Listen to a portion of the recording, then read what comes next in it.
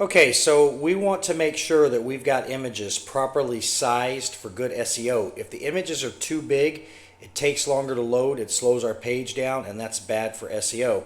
We also want the right ratio. So for example, here's a website I recently did for Scarborough Land Development, and you can see I've got this background image in the header. Now we've got a separate video for like gallery images and images in this situation right here. This video is specifically for the large images at the top of the page or in the background. So this is called a header image because it's in the header or the opening area of the website, the first thing that you see, or background image because as we scroll, it's in the background somewhere as we scroll.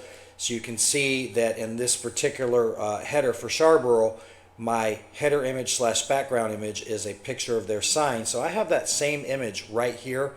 And as you can see, when I open it up by double clicking it, you can see that the size is not where we want it to be, right? Or the ratio is not where we want it to be, because what we want is we want a 2-to-1 ratio. So from a PC, you're going to hover over the image. And you also want to make sure you name stuff right. I do have a separate tutorial on that, but just super quick. While we're on the topic, I'm going to rename this picture, and for best practices, we're going to do Scarborough Land Development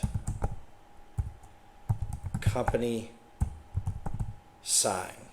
Okay, so we're going to name it by the name of the company or website that we're putting it on, and we're going to name it what it is for SEO purposes. Then we're going to resize it. So to resize it, we're going to double left click on it.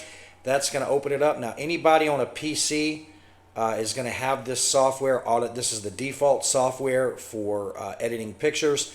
So you shouldn't have to have any special software. You should be able to do this right from your PC. You're going to go up here and you're going to click Edit. And what you're going to do is you're going to go down here where it says Free. You're going to click on it. It's going to give us some ratio options. And for headers and background images, 2-to-1 is our best aspect ratio.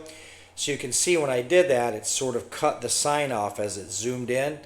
So it's going to give you a frame for the 2-by-1 ratio that you want. And what you're going to do is you're just going to line your image up inside that frame, line it up where you wanted it. You can even, if you want to make it a little tighter, you can make it a little tighter like I just did there by dragging on the corners or on the sides, excuse me. You can drag on it to zoom in or zoom out. So I'm going to zoom it in a little bit.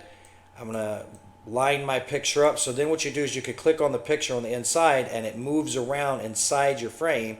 So you can move it around inside your frame to line it up the way that you want it. Once you've got it the way that you like it, you've got it where you want it, drag it around to line it up. I like it like that. So I'm just going to go ahead and I'm going to come to the drop down here on the arrow and I'm going to click Save. And I'm going to and once I click Save, it's going to have changed that aspect ratio.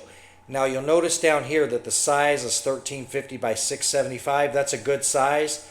We don't want anything larger than 1920 by 960. So if it's really large, like if this is like 4,000, you would want to resize it. So to resize it, you would click the 3 little dots. You'd click Resize Image. And then over here, you would put in 1920 because that's the maximum size that you want. And again, we don't need to resize this one because it's already smaller than 1920. But if it was larger than 1920, we would definitely want to downsize it. And you'll see that because it already has a set aspect ratio, when you put in a width or a height, again, 1920 being the perfect width, it's going to automatically change the height to match the aspect ratio.